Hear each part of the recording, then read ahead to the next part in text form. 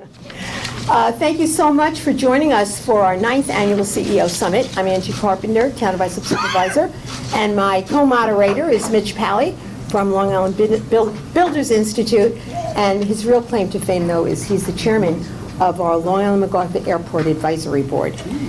And our presenters on the panel this morning, we have John Corrado of Suffolk Transportation, David Turo, the founder of Turo College. No, not really. It's spelled differently. It's spelled differently. Turo Metal Products, and Maria Frey, who is a job recruiter extraordinaire, executive consultants of New York. Thank you for joining us this morning. I know you're all going to be so pleased. But before we begin the formal program, we have one or two little housekeeping things to do. But first being, I would like to turn the microphone over briefly to Harry Ballin, who is the dean here at Turo Law School. A lot of exciting things happening. He is so gracious. Whenever we ask for a venue, he's right there. So Harry, if you would like to come say a few words, we'd love to hear from you. Thank you, Angie. We are delighted to have this group here at Turo Law Center once again. I want to thank Angie, Mitch, Bill, everyone who's participating for being here. And I would like to celebrate in the next minute the virtuous cycle. Great businesses make great neighborhoods make great businesses, and that is the cycle that these individuals are helping to promote and have helped to promote. It's the reason why the township and the county are seeing such wonderful growth and are succeeding in attracting businesses. We also have, of course, economic opportunity zones. We have downtown revitalization. There's a lot of interest in seeing that virtuous cycle continue. And one personal remark to indicate how close this is to my heart. In 1955, before I was born, my father was the commissioner of the Garden State Parkway Commission. That was a time when the federal interstate system was being built by Eisenhower, and so you had 95 running through New Jersey, but then you had the Garden State Parkway. And the idea of the parkway was, and remember that New Jersey in 1955 was the Garden State and still is the Garden State. It was named that because there wasn't much other than farmland. And you can make an analogy to Long Island and to Suffolk County. But what the Garden State Parkway did through smart development and careful mixed use, it didn't build communities that were just residential or that were just retail or that were just manufacturing. As exemplified in the town of Fairlawn where I grew up, which had the biggest Nabisco manufacturing facility, so that my whole childhood is the smell of Nabisco cookies. But that manufacturing facility in that industrial park helped to ground the whole community. And for every manufacturing job, we know there are 7 service jobs created. And the great neighborhood, because of thoughtful mixed use and thoughtful development, made for great schools, and I'm very privileged to have benefited from great neighborhoods and great businesses working together with planners and leaders who know that the future of our towns, counties, states, and indeed the country depends on great neighborhoods. Great neighborhoods depend on great businesses, and all of it depends on careful planning. So thank you for what you do for the township, for the county, and really for creating a model of how we're going to restore greatness to Main Street and greatness to all of the towns that will adopt models that are thoughtful development, sustainable development, mixed use, great neighborhoods, great schools. May it continue, and may you all succeed in your endeavors of attracting and retaining the best employees for the best businesses in the best neighborhoods. Thank you. Events like this couldn't happen without the financial support of a sponsor. And our sponsor this morning is City National Bank, and I would like to bring up Davey Sarpellis from City National to just say a few words about the bank. Thank you very much.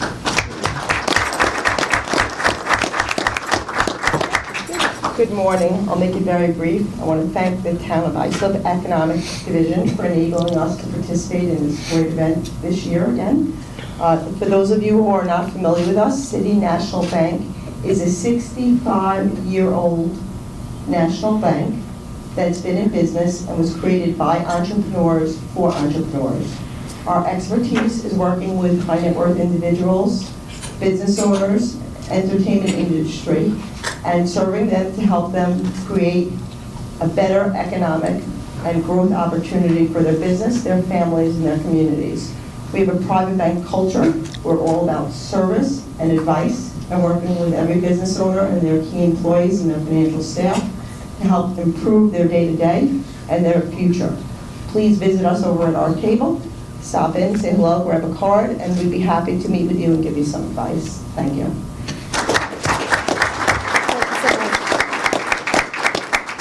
Thank you so much, Davey. Bill's going to come back up. We have a little brief presentation, but before he does, I just want to acknowledge, the Dean spoke about all of the wonderful things that are going to be happening or have happened, but it takes a team, and I want to recognize one of our team members at the town board, Councilman Jim O'Connor. Jim, give him a wave. Also, too, development and planning doesn't happen without an experienced, incredible professional planner, and we're very lucky in the town of Islip to have Ron Meyer as our commissioner. And Michelle Basson as his deputy. And you're going to hear a lot this morning about technology, and we're very fortunate.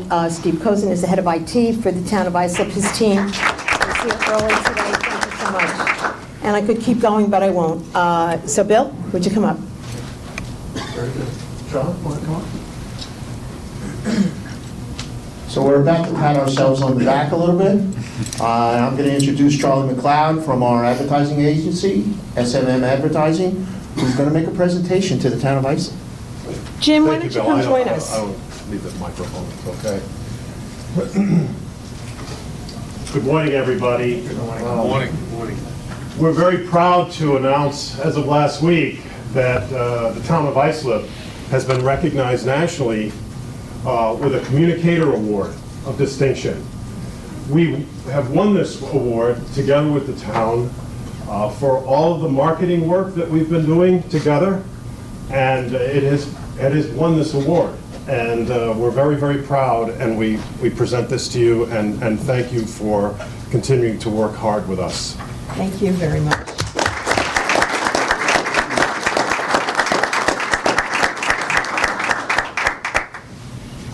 Thank you, everybody, and welcome to the CEO Summit. The relationship between business and government on Long Island, as we know, is essential, which is why we're here, sponsored by the town of Islip. But the town itself does not create the jobs. The business community creates the jobs that are so essential to the economic development of Long Island. The government helps in doing that. Is it working? Okay. Oh, okay. Helps in doing that, but it doesn't do it itself. And that's why these type of interrelationships are so important. Many of the people in this room create jobs on Long Island and want to create more jobs on Long Island. And the question is, how can that happen? What challenges do they face? What do they need from government to do that in that regard? Whether that government happens to be the town of Islip or Suffolk County, or sometimes you even get assistance from the state of New York. I don't see Carol Longworth here, which is good when I say that. Oh, there's Carol, over there, Carol, from the I'm so state of New York sorry. in the corner. Carol Longworth, the Regional Director of Empire State Development in the corner, thank you. So those three entities working together try and help business do it.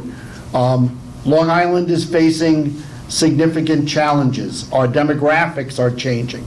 We're no longer the Long Island we were 30 years ago. We're no longer the Long Island we were 10 years ago, as the town knows in its relationship with its residents. Those things change. Housing needs change. In my role at Long Island Builders Institute, we no longer build single-family homes. Part of that is because the land is no longer available to do that, but part of that is also because that is no longer the demand of the people who want to live on Long Island and start their careers on Long Island. they don't want the single-family home yet. And the appropriate word there is yet. Correct. They want the apartment, they want a multifamily development to start their career with, start their family with, and then, as I say to everybody, sooner or later, they will buy my house. Sooner or later. But if they're not here at the beginning to start their career here, Grow roots. they will not be here to buy my house. Over 80% of the single-family home buyers on Long Island already live on Long Island. We don't get too many people coming from Austin, Texas, although we'd like to. They are already here. And their ability to keep the single-family home housing values high is essential to all of us who own single-family homes. But that's not what they want to begin with. And that is a relationship between business and government that is so essential, because business needs workers. Whenever I go around to anybody, all they say to me is, where can I find the workers necessary? And after I find the worker, where can they find a place to live on Long Island that they want? And that is why we are working to reduce the barriers. You know, Long Island, as we all know, was developed in a segregated manner. Residential was in one area, retail was in the other area, commercial industrial was in the other area. Unfortunately, that mix no longer works. Many other communities around the country have far ahead of us and seen that. We are trying to get to that point in a number of communities on Long Island, including a few in the town of Islip, that are now allowing development to occur together. And I think that's one of the questions we have. We have three very, very interesting and different types of businesses. And I would ask each of them to start first with a little description of their business, and then what is the biggest challenge that they face in continuing to succeed on Long Island. John, why don't we start with you? Good morning. Good morning, everyone. First of all, thank you to the town of Islip, Angie and Bill for inviting me and allowing me to be part of this panel. It's a great honor. So Suffolk Transportation, a school bus and transit company here in Bayshore. Most of our business in the town of Islip, 98% of our business in Suffolk County. Real quick history, my grandparents were immigrants, came to this country and made a living driving transit buses in New York City, helped form Green Bus Line. My dad started his career there and then bought Suffolk Transportation in 1970. He retired actually at my age, 55, 1996, and I've been president ever since. So we run, you guys saw the numbers in the paper, about 1,600 vehicles, 2,800 employees. We're in Brookhaven now with several hundred people as well. And I guess our biggest challenge is employment. We're a service business, obviously. We've built up enough resources, so capital, and my banker's here, hey Kyle. Capital's not a problem, right Kyle? Land is a challenge, but the towns have all been very good to us, and Angie's been great. But employment and trying to attract the right person. State has put tremendous regulation on our industry, and if you follow it, it's really tough. Drug testing being one of the toughest things, drug and alcohol testing. So, by the way, commercial driver 0.04 in the blood alcohol level. So if you're at a wedding on Sunday night and we grab you Monday morning, you could lose your job. There's zero tolerance.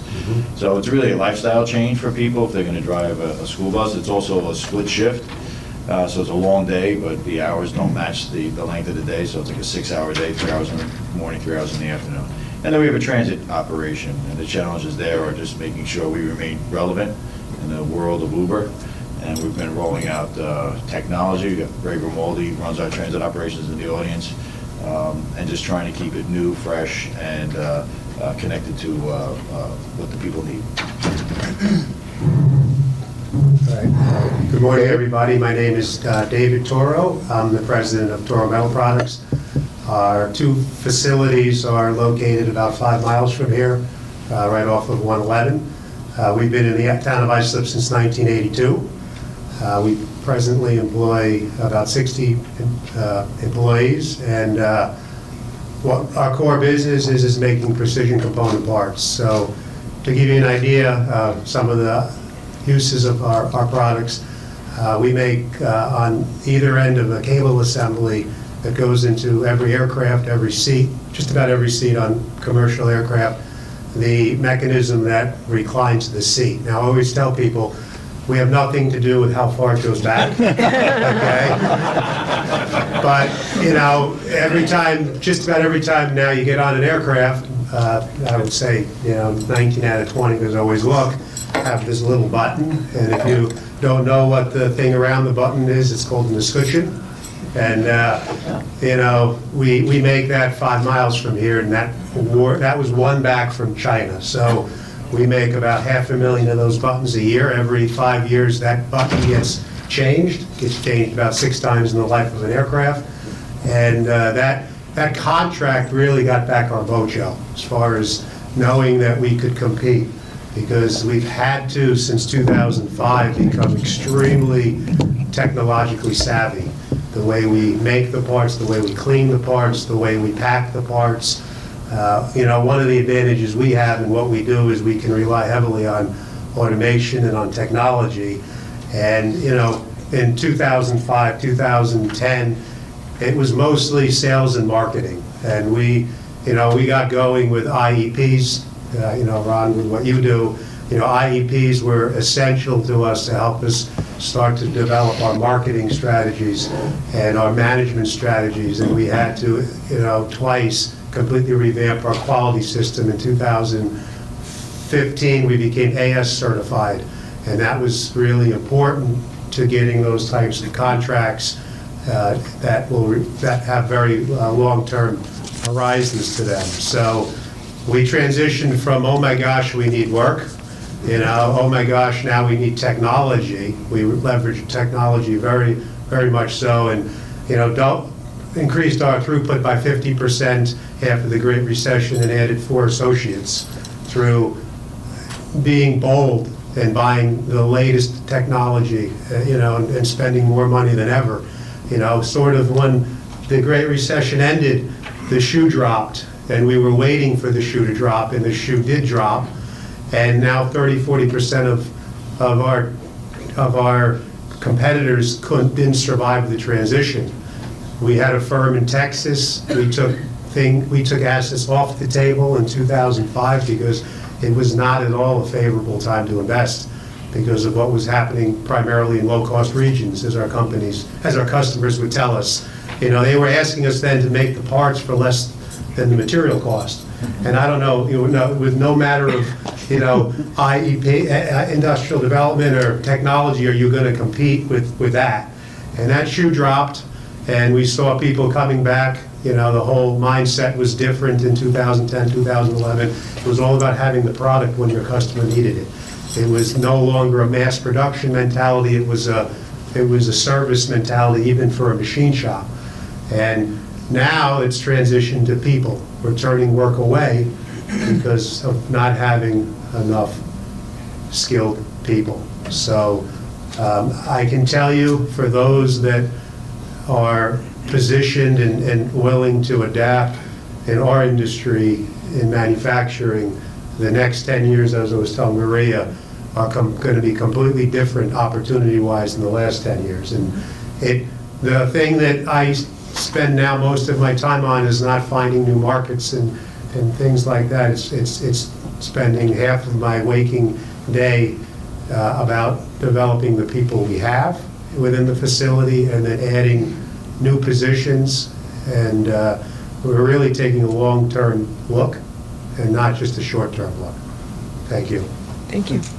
Good morning, everyone. I'm Maria Fry with Executive Consultants of New York Corporation. I don't think I need this. And thank you so much, Angie, Bill, John, for inviting me to speak today. So Executive Consultants of New York started 10 years ago this month, so we're very excited to be celebrating our 10-year anniversary, and on Long Island.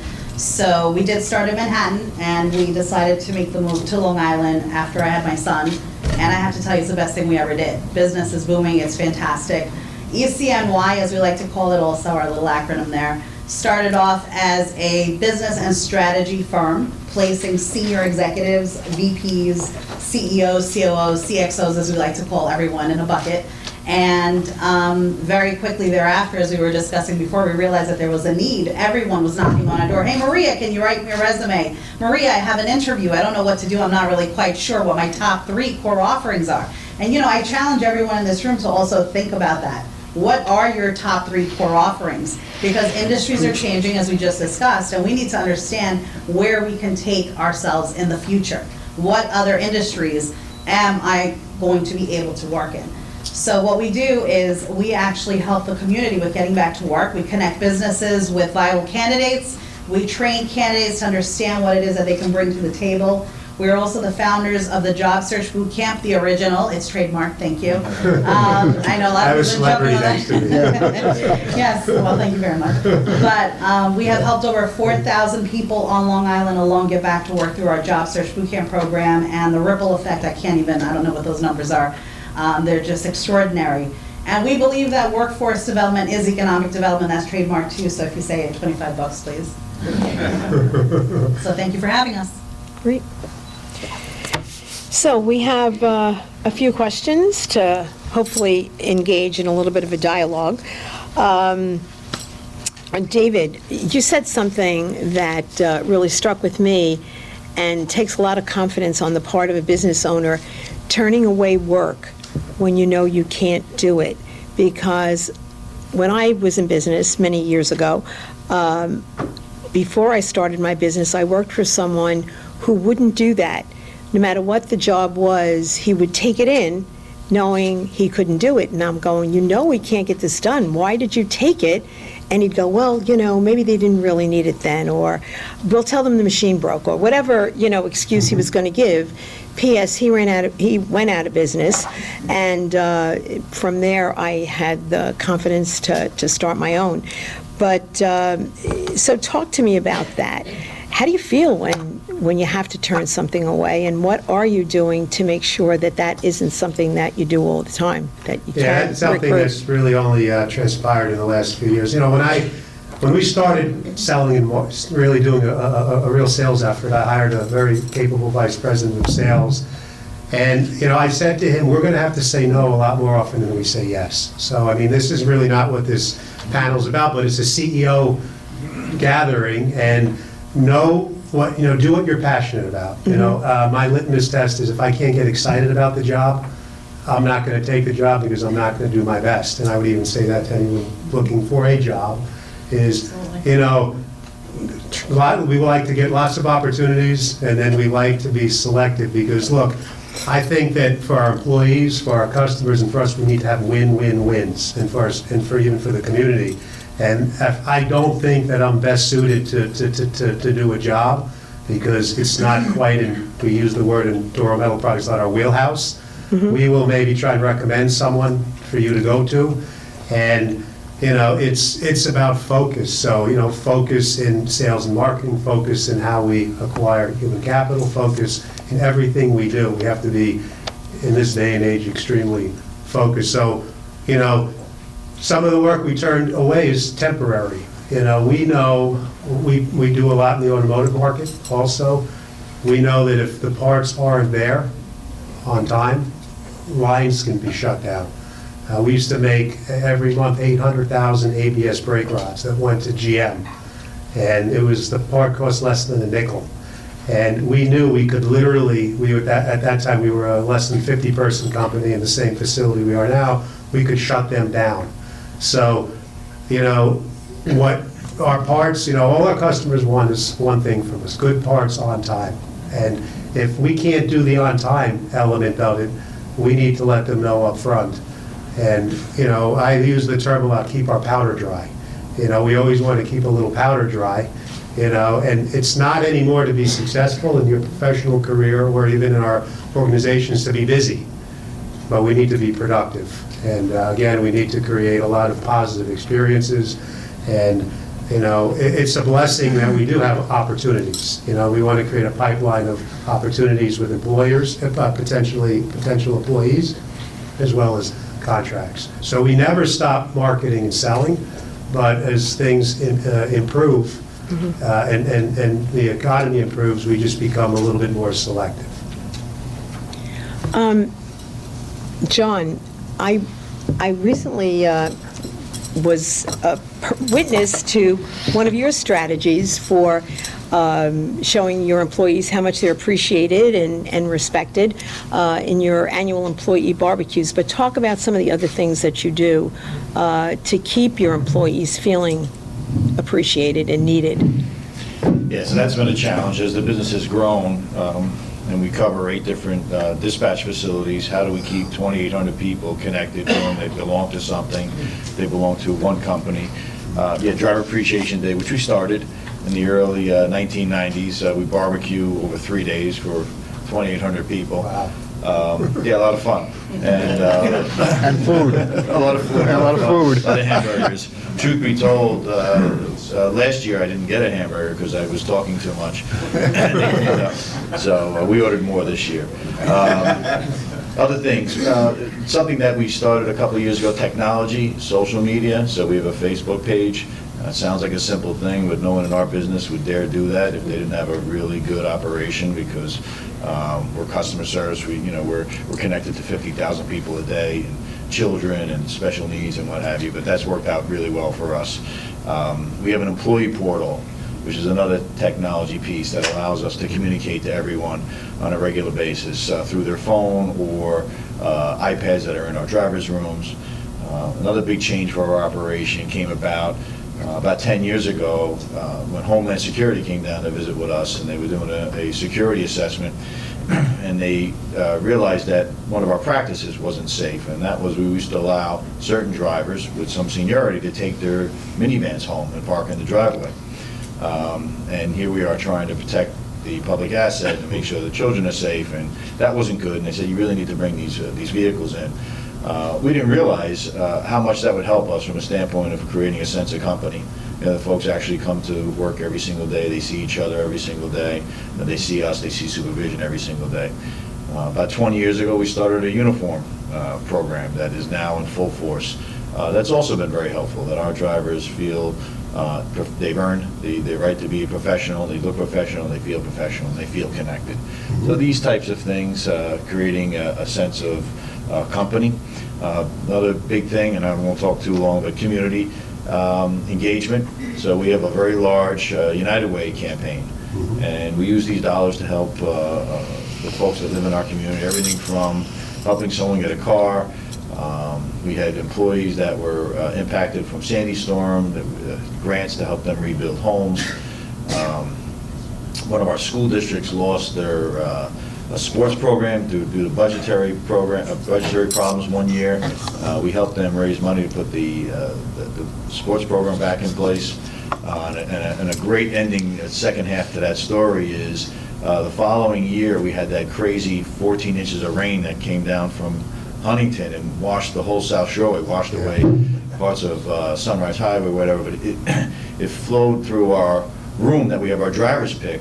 The day before our pick. The pick is a very big union event that takes place a couple of days before school starts, and all of our people walk through the room and select their work for the whole school year. Anyway, the room was destroyed by water, and it's about, that happened at about 7 o'clock in the morning, and it's 10:30, 11 o'clock in the morning. The rain had stopped, and I'm talking to my Vice President, Phil, and I said, Phil, what are we going to do? And he says, hold on a second.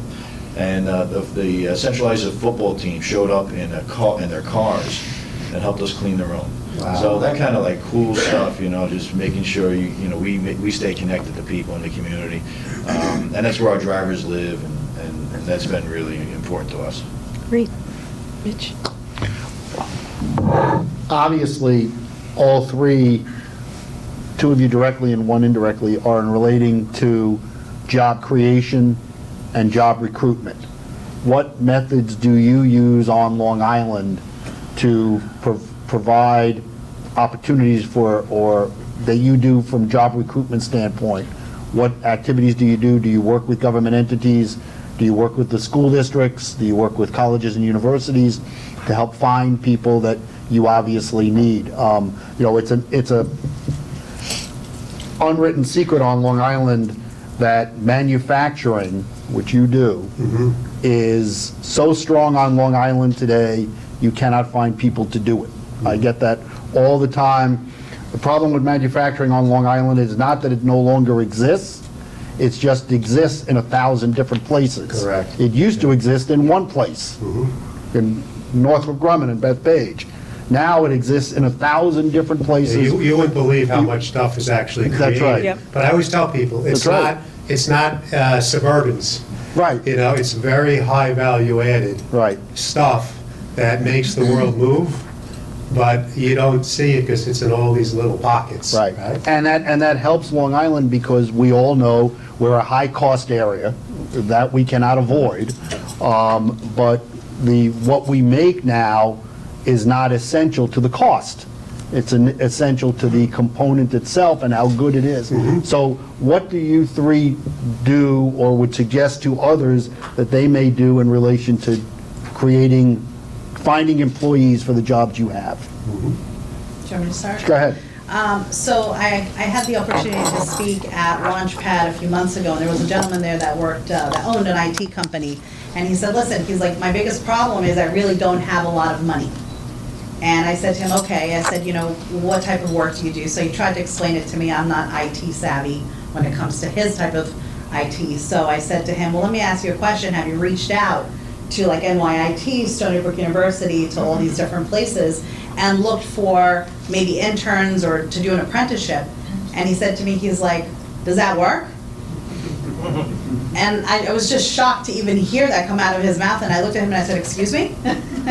And he said, I never thought of that in a million years. And the man was so excited that he actually came over to me, and I don't like people touching me too much, so I kind of pushed him away. But anyway, he came over, he gave me a big hug. He said, I think you just saved my business.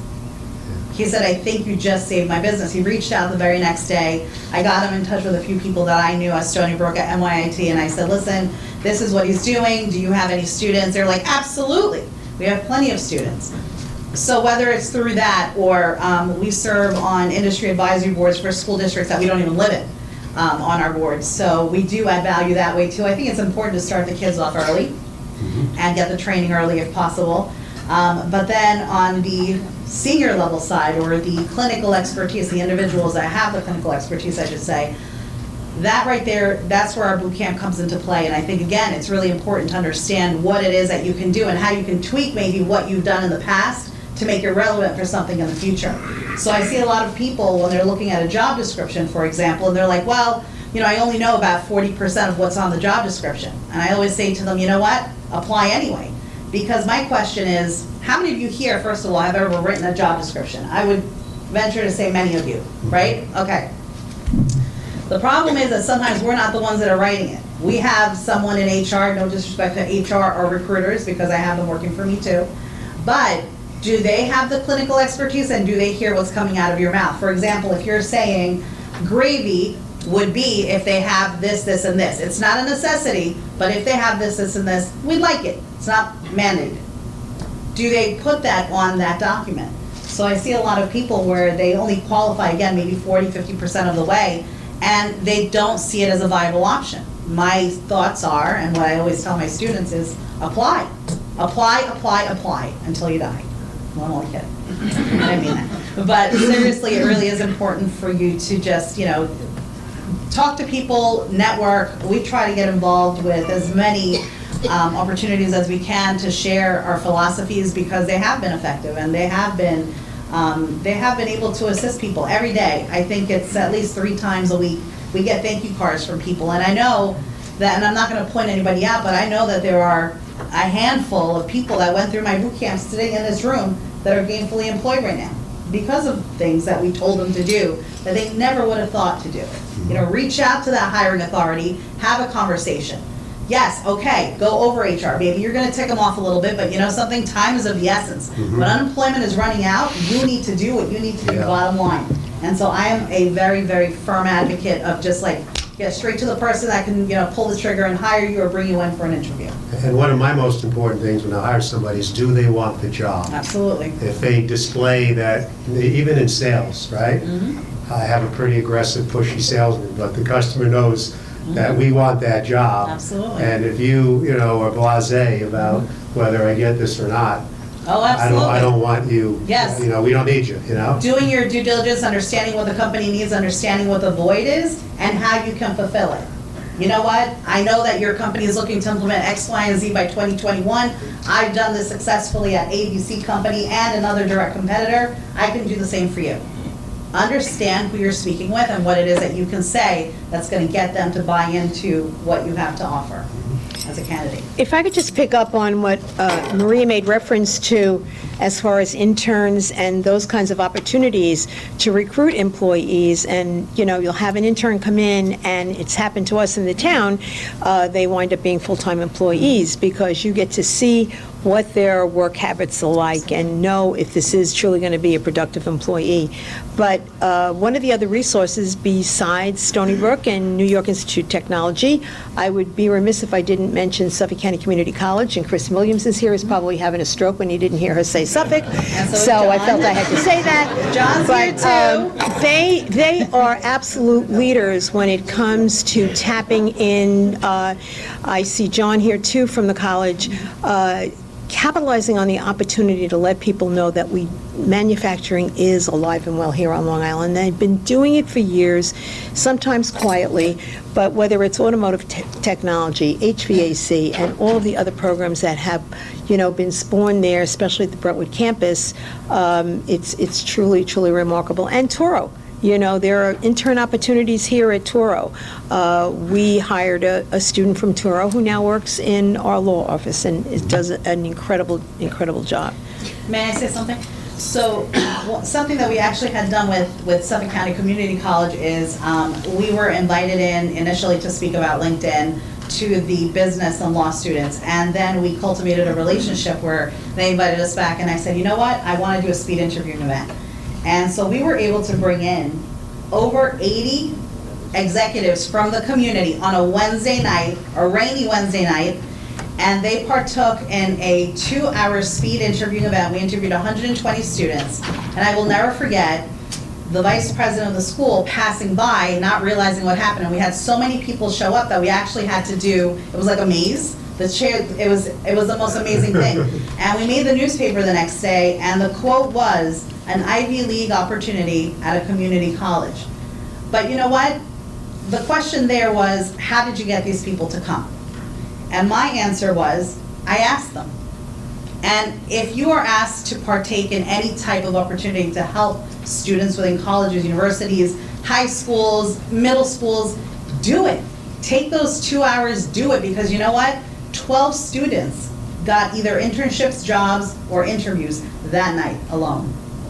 And we had people from, I can't even imagine how many industries. That was over 80 executives came out for us that night. So kudos to Suffolk County Community College for allowing us to do that. We did that twice, actually.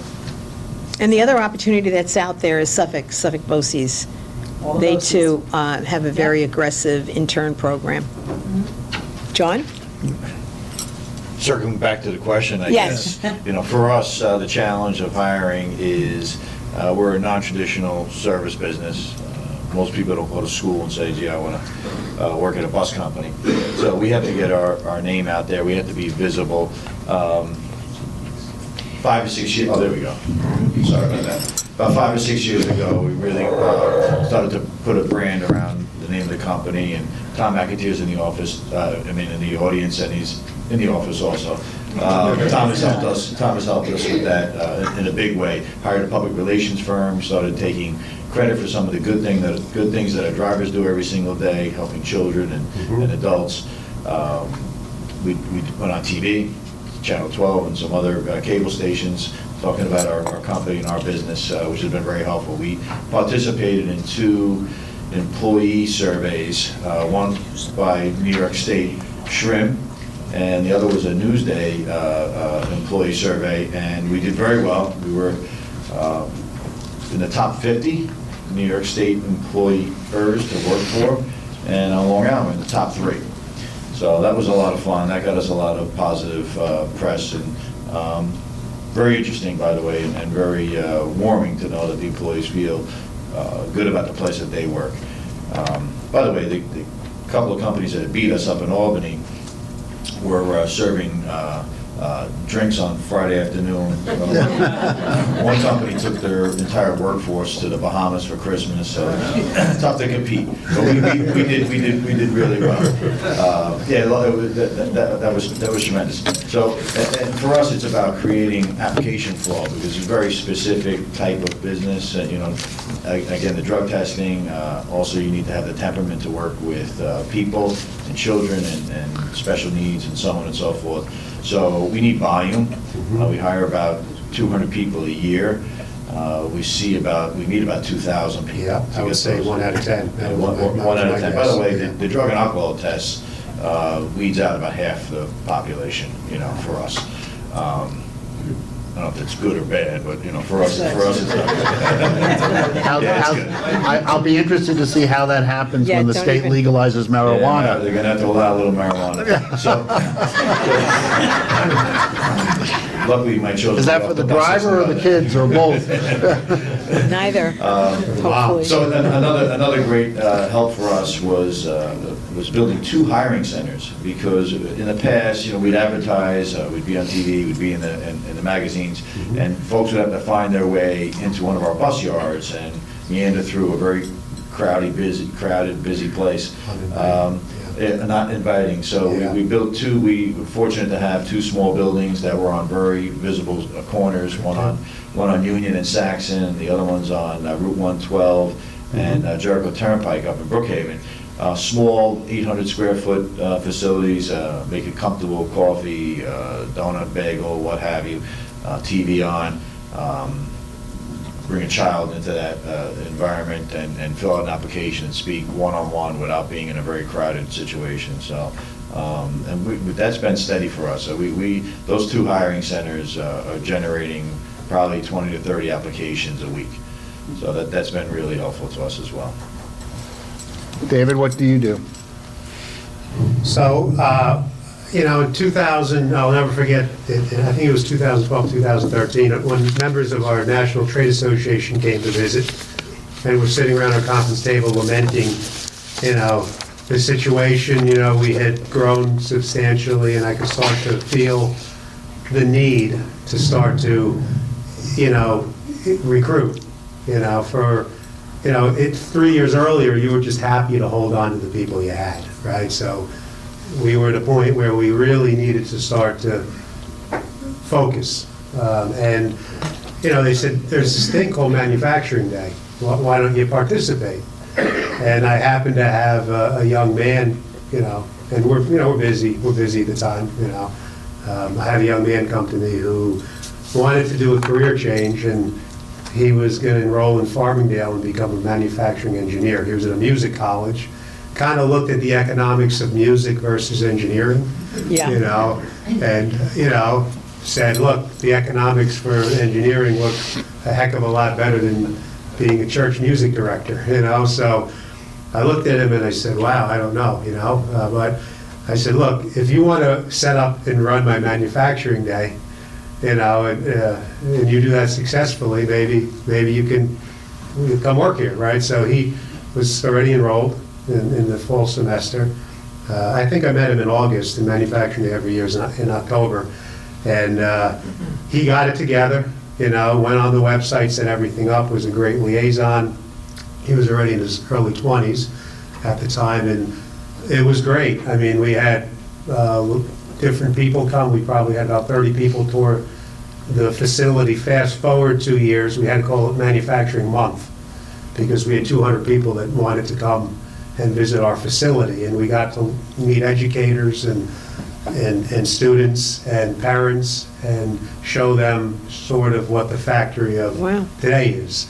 You know, at the same time I got involved, I have a 16-year-old. At the time he would have been probably 7 or 8, you know, and I started getting involved as a Cub Scout leader. I was telling Maria, you know, one of the things I constantly find I need to do is step out of my comfort zone. And, you know, when we hire people, really it's for a cultural fit. You know, it's funny, I'll never forget about 10, 15 years ago, the first time I flew Southwest Airlines, I opened the magazine and I'm reading a message from the CEO, and he's saying how even pilots, they don't necessarily hire them directly for their skills. You know, this is before we're going to take off. You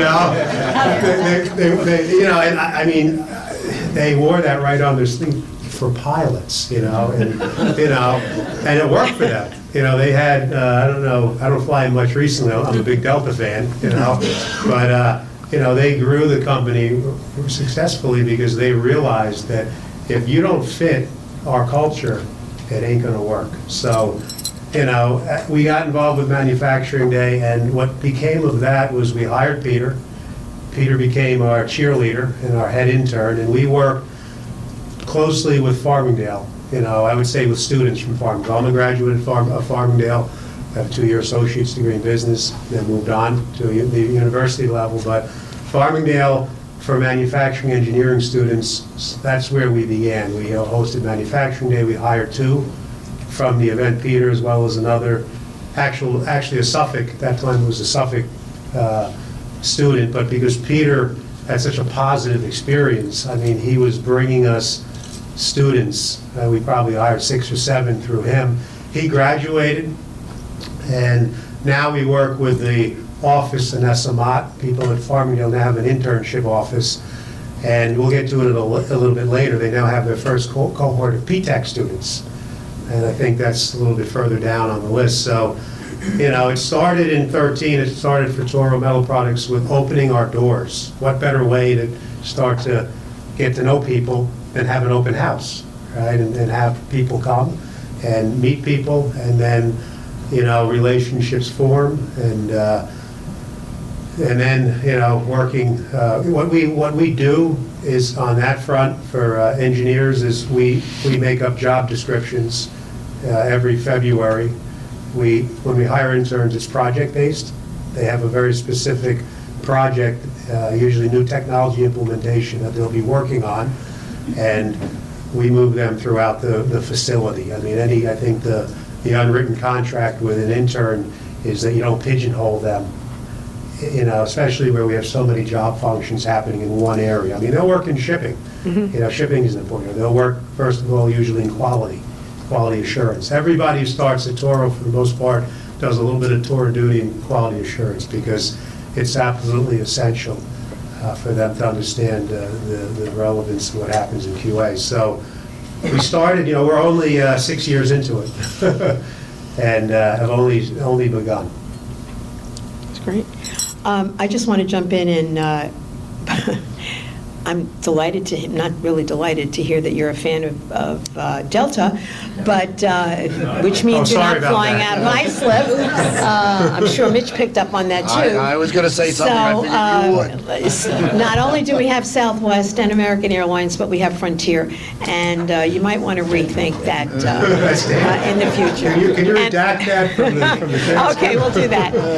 Also, you mentioned Farmingdale, so I want to give a shout out to Adelphi University. I know someone is here today from Adelphi. So are there any other universities that are here represented? Oh, Hofstra, of course. Don't tell Stu I missed you. We have a wonderful intern right now from Hofstra. So, yeah, they're all contributing. But I think every single educational institution on this island realizes the import of what we're discussing here this morning and go out of their way to help in any way that they can.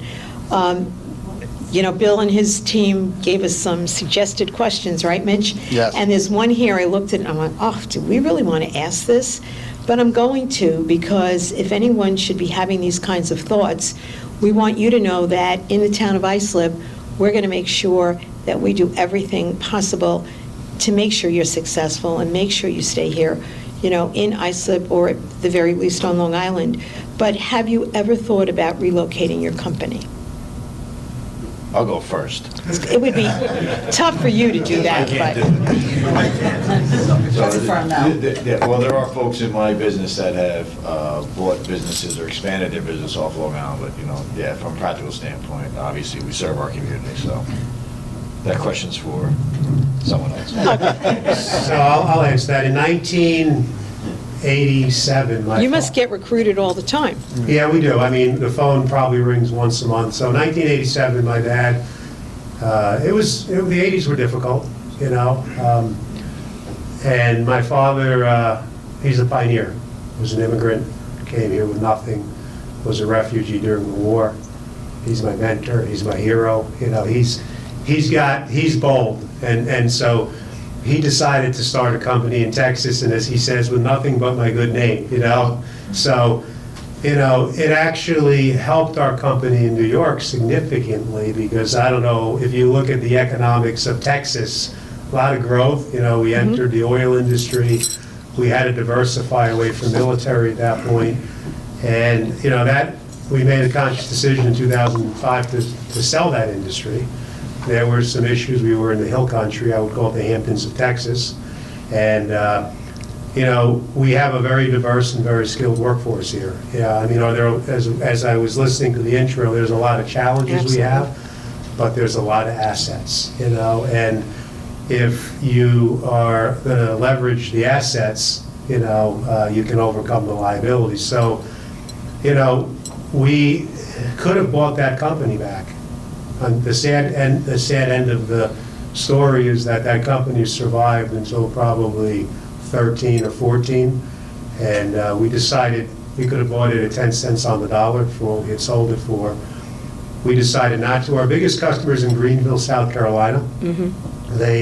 We do a lot of aftermarket fuel injection components for them. They started in Long Island City. I believe they still have their headquarters there, but now have satellite facilities all over. So, you know, we're so fortunate in a way. I mean, I laugh when I hear the word Brentwood, you know, in the news, because we have this raw material. We have this hungry workforce, like my father was hungry when he came here and would work.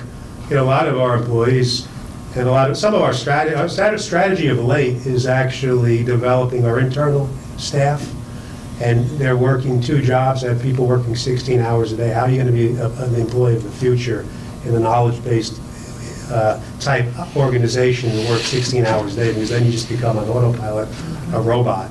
So we have in Brentwood some of the hardest working best people in America, you know, family values, family have good family roots, you know, and, you know, if without that raw material, you have no chance. You know, a lot of people went to low-cost regions, they went to Alabama, and they went to, you name it, and hunting season comes. They're gone. And, you know, look, I wish we could lower our taxes, but, you know, New Yorkers have to make it happen. You know, we're a place where, you know, we want good schools, we want good services, we want hospitals. And, you know, we're people that have to be productive in New York. And it's my job to make my people productive, to find people that want to have a better life, and to partner with them to try and give them a better life. So, you know, back to the question, they wanted me to move to Texas and run the facility, and, you know, I wasn't a huge fan of chicken fried steak, you know, and I was very, very much, you know, into good cuisine. You know, that's one of the assets we have in New York is you know, I married a beautiful Italian, and have an Italian mother-in-law. Say no more. So I'm not going anywhere. Great to hear. Maria? I was told I have to speak here through this. Hello. Okay, so we actually started our company in Manhattan, so we did the reverse. And I cannot imagine for 1 second why I would want to go back into the city. As a matter of fact, when we do have to go into the city, and I know my partner in crime from our foundation board is sitting right over there, that's Jamie, and you know, we'll go into the city for an event, and I'm like, oh my God, I hope we don't hit traffic. Oh my God, I hope that the tolls are okay. Oh my God, I hope that they catch my Easy Pass. And by the time I come home, I take my clothes straight to the dry cleaners. I just don't want to deal with it. I don't want that atmosphere anymore. I can parallel park like it's nobody's business. I took my driver's test in Manhattan. So I was a city girl, and then coming out to Long Island, the challenge for me was understanding kind of the lay of the land, and that there are a lot of, I don't want to call it cliques, but there are cliques. I've heard the word provincial. There we go, provincial. How elegant of you.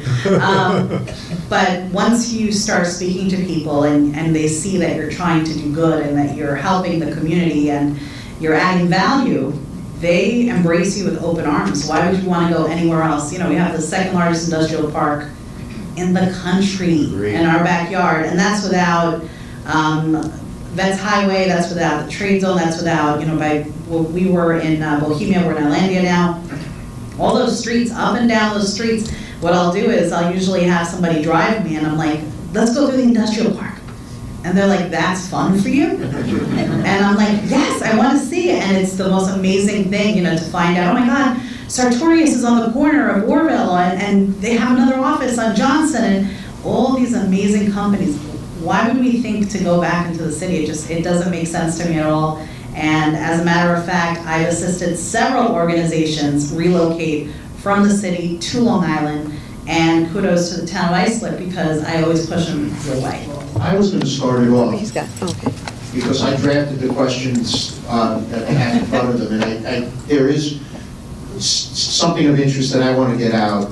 Both John and Maria can talk about hiring or hiring strategies for particular populations. You, John, in the way of uniformed personnel, and Maria, you were talking about hiring for the disabled. So I'm wondering if you could comment on that. Sure, so this is something, we've always had uniformed folks working for us, really through word of mouth, and our executive committee came together and decided to put a special effort forward, actually hired someone to spearhead it on our behalf, to look for folks that had retired from civil service jobs or from the military, and put brochures together, printed material, video material, specifically targeted towards those folks. And for us, most of our employment, about 65% of our employment is considered part-time, so somewhere between 28 and 30 hours a week, and it's school year based. So it works for someone that's already got a pension that's already coming in. And we find that these folks are inclined to connect to the community. So we're a community-based service, working with children and a lot of disabled folks. And it seemed like their temperament was most suited for this type of work. And it's been very successful. We've got a fairly large number of folks, and we honor them, by the way, with special pins and days and rewards for folks that have served the community and the country. So it's been a great effort, and it's something that's worked well for us. So through our boot camp program, just to explain to you really quickly what that is, it's an 8-week program, 1 night a week for 3 hours. We pretty much cover everything from resume writing to navigating the interview, negotiation skills, LinkedIn, everything. But we invite everyone. In a boot camp, a standard boot camp, we will have from recent grad to CEO and everyone in between. That includes individuals with disabilities and our veterans. And we make every accommodation necessary, including bringing in someone that's certified in PTSD if necessary, to participate in every single class. Just so that we know that if we say something and someone gets upset, you know, I can't profess to say I know everything. I don't have all the answers. I don't know how to particularly maybe deal with a situation that arises, but we do everything possible to make sure that everyone is not just comfortable, but it's adding value to their life. The other thing that we do is we reach out to organizations that we know that have specific departments that do hire individuals with disabilities or veterans, and they make a very active effort. Northwell, we've spoken with them. They've actually come to one of our boot camp alumni meetings, and they've discussed what they perceive to be a disability, and that's something also that people have to understand. The answer that they gave me was very, very intriguing. They actually said if the individual self-identifies that they have a disability, yes, we accept that. And so the reason I had asked that was that we had 2 former boot campers that were still looking for work, and both were breast cancer survivors. And they identified themselves as individuals with disabilities. And so when I went to Northwell, you know, confidentially, I spoke with them. I didn't give names or anything, but I said, what do you think about it? They said, absolutely. So, you know, for those companies out there, and for those of you that, you know, make that effort to have a specific division within your organization, kudos to you to helping these individuals, because I think that we have to understand that in many cases, sometimes we're making a bigger deal out of it than the individual that has the disability. In other words, they can do a lot. Give them an opportunity. Yeah. Give them an opportunity. Don't say, oh, you have a disability. No, absolutely not. Back it up. Back it up. That is absolutely not true. So, talk to the person, give them a chance. There are a lot of tremendous individuals, but they are a big part of our boot camp program. One of the things we were thinking about was doing a boot camp just for individuals with disabilities, and then I said, why? Why would we do that? That's not fair. I don't think that's right. I think that, we need to give them the same opportunity as everybody else. As for veterans, we have done programs with the town of Islip where we had veterans in our program, and at the end, what we did, we had, it was a regular boot camp, and at the end, we added on 3 more classes just for veterans. And what we were able to do was we teamed up every veteran with another veteran that was working within our community as a successful executive. They went to war, they came back, they made it happen, they were successful. The motivation in that room, every time I think about it, I get choked up because it was just, they could hear me talking all day long. They could hear anyone from our organization speaking about what it means to get a job and what you need to do. But when they see it and they hear it from one of their own, it's completely different. So that's something that I'm very grateful that we have a very large network and that people in the community are willing to help. And I thank the town of Islip again for allowing us to do that, because we've done more programs with the town of Islip for veterans than anyone else. Thank you. You have a question? We have a question. Jeff Stern, Eagle Business Solutions, Strategy and Finance Officer. First of all, Angie, I'm glad you mentioned the Delphi because, my dad graduated there in electrical engineering, built the A10 and designed it, and I wanted to give them some props, a little paternal pride. To the group, John, you talked a little bit about the type of people you're looking for, and you talked about, your target. Maybe benefits isn't all what they're looking for because of pensions or retirement funds. But I was going to ask the question to everybody, how are you competing on things other than salary? Are you making the transition to paying for all health care or in order to compete against other people, as I see some other people doing, especially organizations with large training programs? You don't want to lose people. What are you guys doing on benefits besides salary? For us, we're a union shop. So the 2,800 people, say no more, for the 2,800 people that are in the operation, all but about 150 are in a collective bargaining agreement. And we have an excellent working condition. I will tell you that it provides, doing business with the union provides us with a lot of structure and communication. We have regular meetings with them. We have what we call quality control meetings, but they really listen to the workforce, the shop stewards, and what have you, breaking up into departments. So it's an ongoing effort, and every 5 years we sit down and we bring all the issues that have built up, or we resolve problems, but all the concerns that have built up over those 5 years, and then we address them. So we pay, ultimately, the school bus driver gets 75% of their single policy supported by the company. And for a full-time, let's say transit or someone working 12 months in adult special needs, it's 75% of a family policy. And it's expensive for the business, but we know it's important, putting aside the laws and regulation and everything else. We have a really good retirement plan, so it's something I believe in. It's a 401k plan, but we support up to 7% of the salary, and it really works. So folks stay with us for some period of time. We've got great financial managers, and you can leave with some real money that will help you support yourself in retirement. Days off, another big issue of late. So the union brought that to us. It's very difficult for us to give school bus drivers days off because it's important that the driver knows the parent, knows the children. It's difficult for us to cover this type of work. We were very worried about it. They made it their priority, so we gave them a couple of days every school year, but we agreed to buy those days back from them if they don't use them.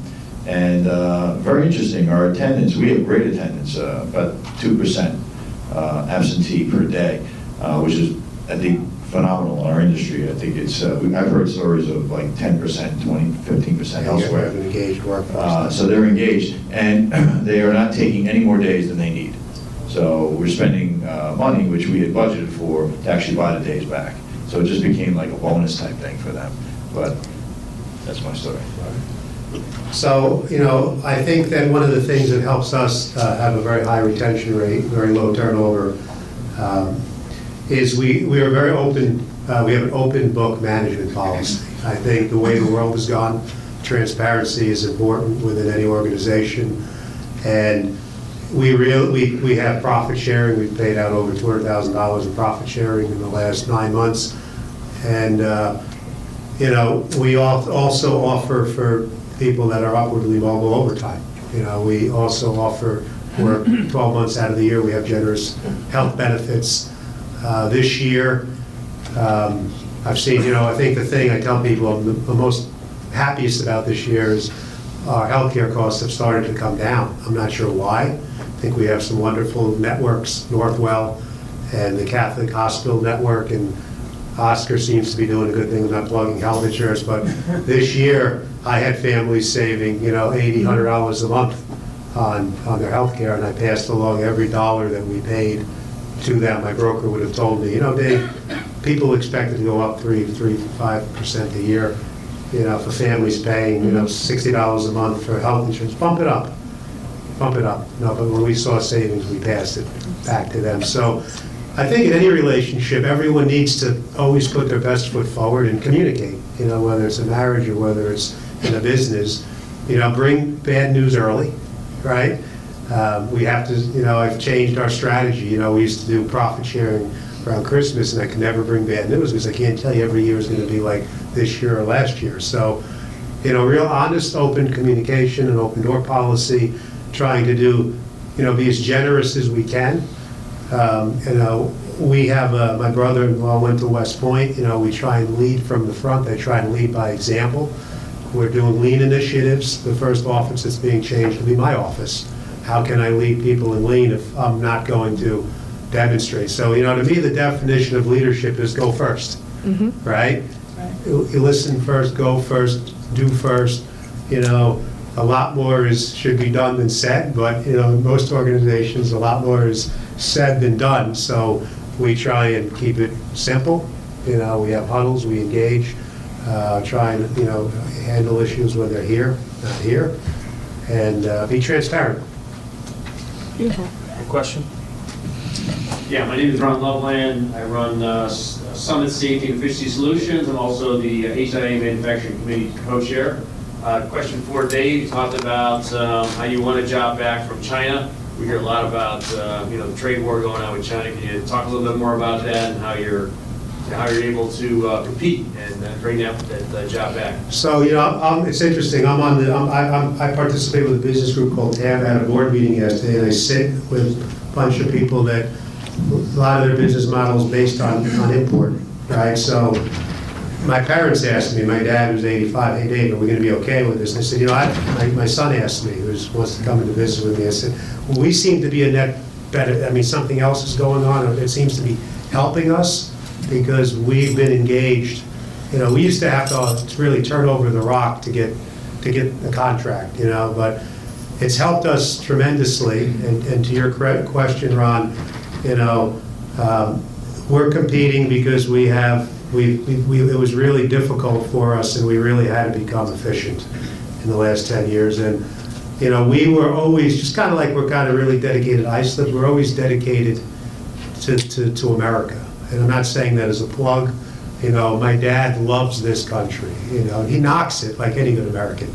Would throw his shoe at the TV set when the president's talking, But, what you love, you sometimes yell and scream at, and it's because you love it, right? So we made a conscious decision, we had competitors who set up shop in China and, became distribution more, really got away from their roots, which, continuous improvement is unbelievable. How much we can actually improve our organization if we have to, right? And there's no easy solutions to anything. There's no silver bullets to anything, to technology. It's continuity, it's commitment, it's dedication, and not running away from a problem as soon as it becomes difficult. So, I think we're reaping the benefits of hanging in there, of, really investing money when other people wouldn't. Because my dad went through, war-torn Europe, you know, the darkest days, and I mean, the pendulum always will come back. He would always tell me, you know, Dave, the pendulum will always come back. Will we be ready? So, you know, right now, you know, whether you agree or disagree with what's going on, I used to, in '05, the only thing I could do was go to Washington and talk to my representatives and walk the house of, walk the huge buildings they have there and talk to my representatives and say, listen, they want the parts for less than the material cost. Something's not right here. You know, something is not right. This is not economics 101. We can, you know, the parts we're making, they're moving really important stuff. I know I can't make, you know, nuts and bolts anymore for barbecues. You know, when your barbecue doesn't work anymore, you get a new one. But if it's opening and closing the door for a military vehicle or an aircraft, and it's a $4 part, and the material's $1.50, you know, and now they want me to make it for $1.40, this is wrong. And as I was talking to Maria, you know, you can have all of the job training programs, engagement, and people that want to work, that are hungry to work, but if we don't have basic macroeconomic principles working in our favor, it's all going to be for naught. So I think we have, you know, I don't want to give our current president too much credit. I think, you know, there was a lot of pushback to community-based colleges under, you know, our former administration towards, you know, reforming education. You know, one of the things that pained me the most 8, 9, 10 years ago was when education became a for-profit business. Not everything should be for profit. You know, I mean, capitalism is the engine for most things, but when it comes to education, it has to be, there has to be long-term horizons, long-term expectations, not gaming the system because there's money involved. So, you know, conditions are favorable, I think, to domestic-based production. Obviously, one of the best things that did happen was lowering the corporate tax rate. You know, that, and, you know, we can debate that, but that's important that we have a competitive corporate tax rate because companies will be built here. You know, companies will be built across this country. We ship our parts. You know, in 2010, what really brought us back was shipping into Europe, into the European market. We became a low-cost region because, you know, our currency was depressed, our wages were depressed. We invested, we started shipping product every day into Europe, to European companies. They actually developed us. As we went to China and developed them, the Europeans started coming to America because on certain key components, they knew they didn't have the technology, the tooling technology to do that in China. They understood their limitations, so they started to develop us, and now we need to develop ourselves. And it's conditions, I think, are very favorable for a variety of industries. Thank you. Another question? Okay. To all panelists, during the course of your business day and as you move forward in your business, how much concentration is buying from vendors and people that provide services to your business in Islip and or Long Island? You know who I am? With your vendors.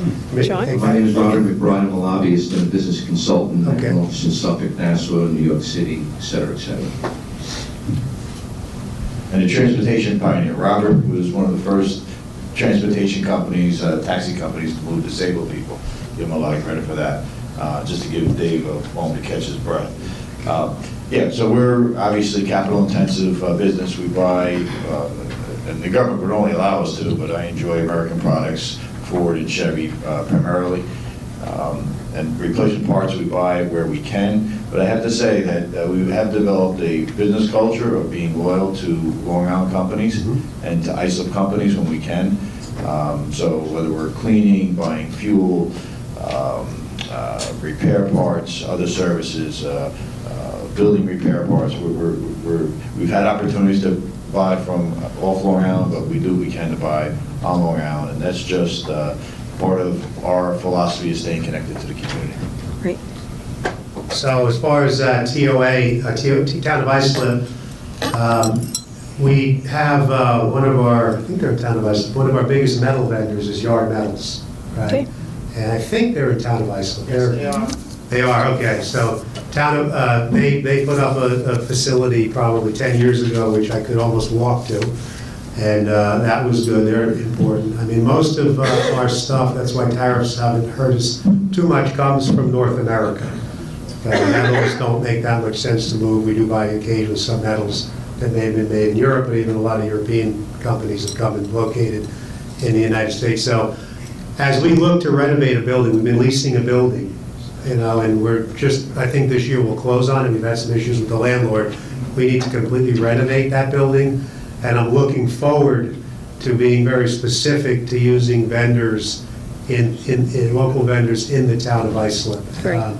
So we're using a lot of vendors who are on Long Island, whether it's in Mineola, one of our major vendors in Mineola. We have vendors in Bohemia. We have vendors in Hauppauge. We have vendors all over the place. We have a lot more vendors than we have customers. So, we're like, I tell people, we're like a sausage factory. Every day trucks pull up with raw material, right? It goes through the machines.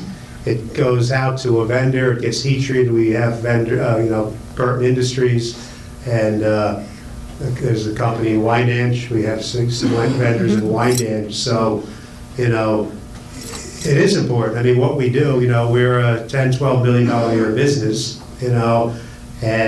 but the economic impact, I mean, I looked at my father and all of I did I have a degree in economics, so one day I sat down, I did a calculation with all the multiplier of Right. the fact that we don't buy an office, we buy office equipment, we buy computers all the time, we buy machines all the time, but the raw material, the heat treating, the anodizing, all of the support services, the hardware, tower fasteners, we buy a lot of hardware. It's mostly that I'm aware of from Long Island. We have to go do some special plating services in Texas and California, but a lot of it is from Long Island. And again, as we renovate a building, we're going to be preferential to try and work with local vendors from Terrific. Iceland. Brian Cohen, Long Island Speakers Bureau. I've had the opportunity to speak in a number of career days, going into high schools and as young as a 4th grade class about what it is that they are interested in doing going forward. There's so many colleges here, which is absolutely terrific. I know that you're working with the colleges, but what about going down to these high schools for their career days?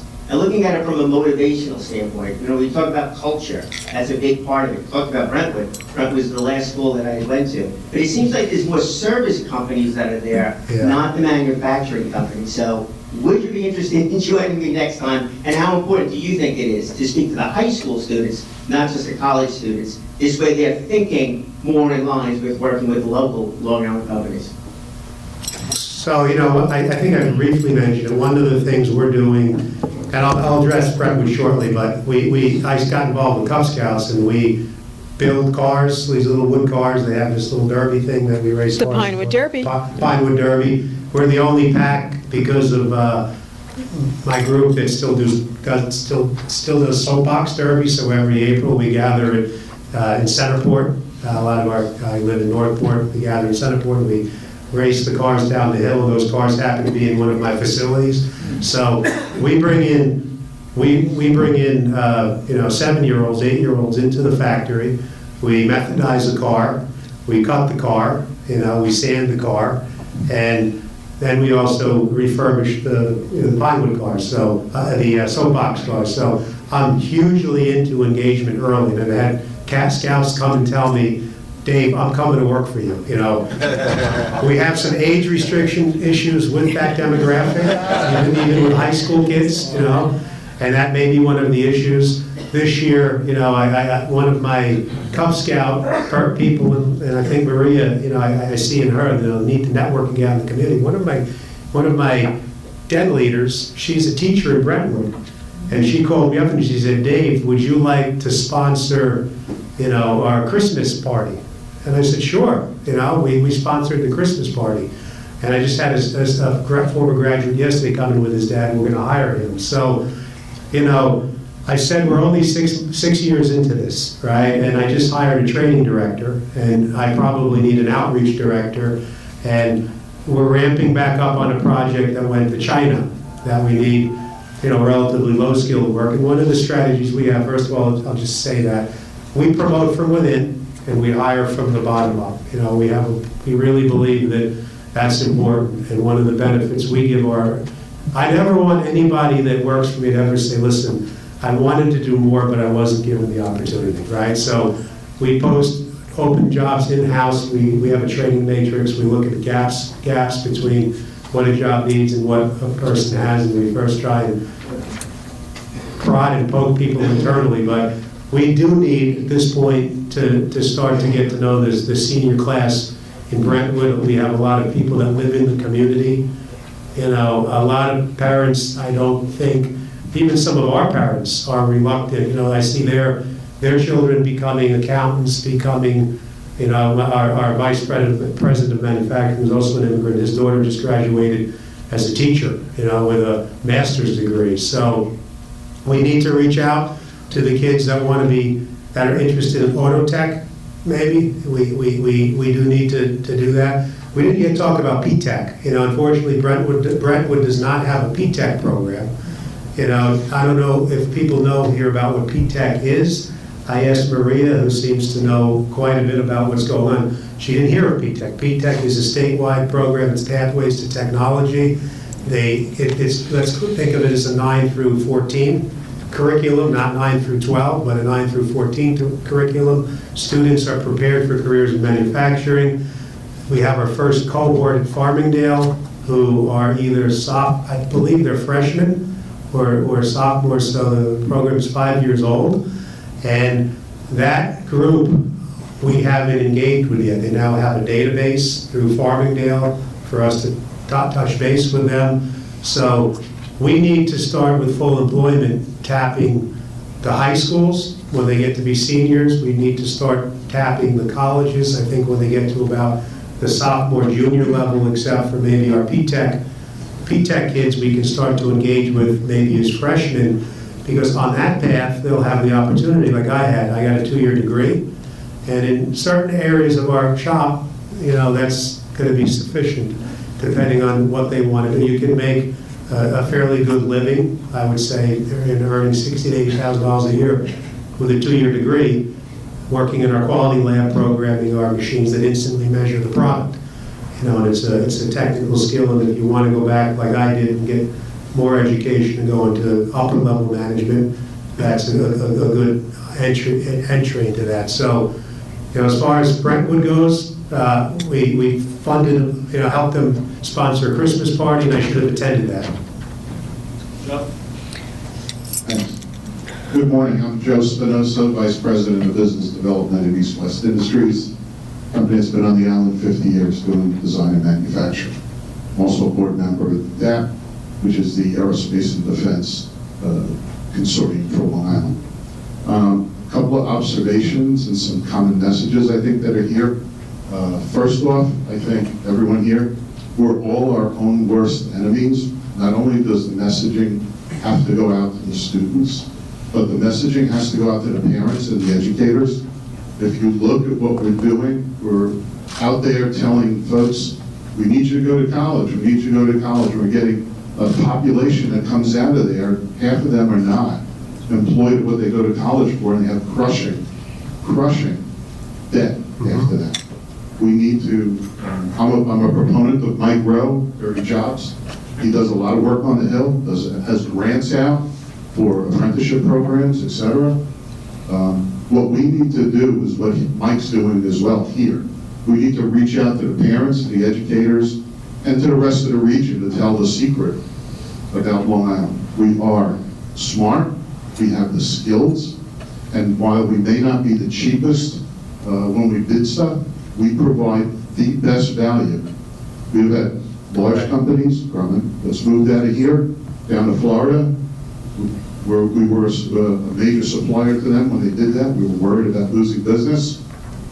They went down there, found out they couldn't get the stuff that they needed. A year later, that business came back, and through obviously telling that story and showing them what we could do, we grew the business. Yes. We need to get the word out at multiple levels.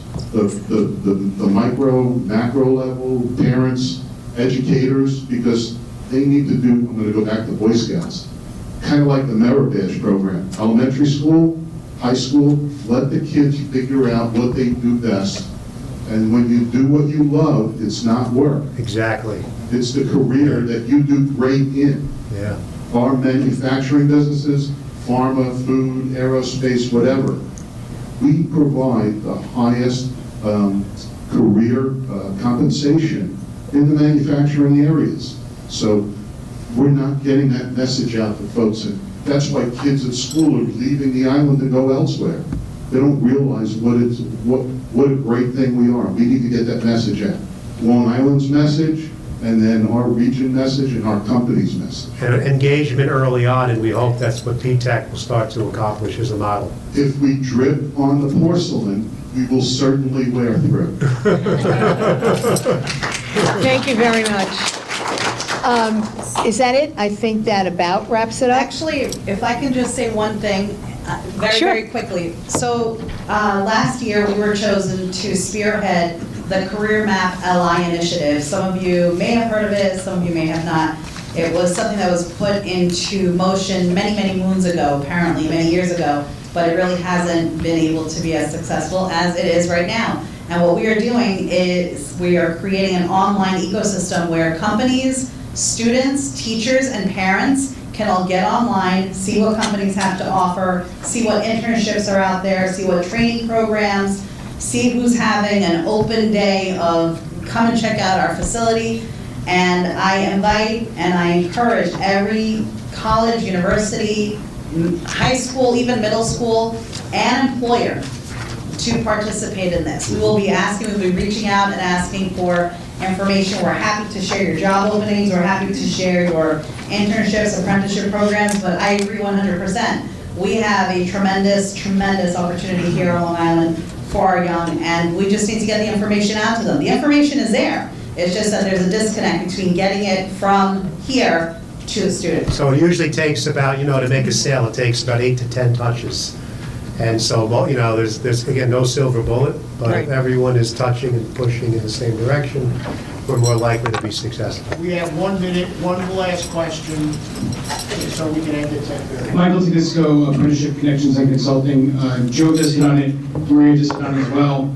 I consult for construction companies and now manufacturing companies with apprenticeship programs. Apprenticeship programs is now the new hot topic for workforce development. Unlike internships, which I know are great, registered apprenticeship programs incorporate not only earn while you learn, but you're also incorporating local colleges because they're going to school as well. Yeah. This is a 3, 4, or 5-year program. There are 24 different manufacturing apprenticeship programs.